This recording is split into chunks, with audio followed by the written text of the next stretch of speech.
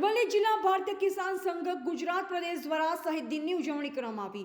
અરવલ્લી જિલ્લાના પ્રચાર પ્રસાર પ્રમુખ દિલીપભાઈની યાદી મુજબ દિનાંક 19મી માર્ચ ભારતીય કિસાન સંઘ ગુજરાત પ્રદેશ શહીદ દિન તરીકે ઉજવે છે, જે અંતર્ગત અરવલ્લી જિલ્લાના બાયડ તાલુકાના તેનપુર ગામે તથા સાબરકાંઠા જિલ્લાના કાંકણોલ, જાદર અને ભદ્રેશ્વર ગામ ખાતે પણ આ કાર્યક્રમ કરાય છે અને શહીદોને શ્રદ્ધાંજલિ પાઠવવામાં આવી.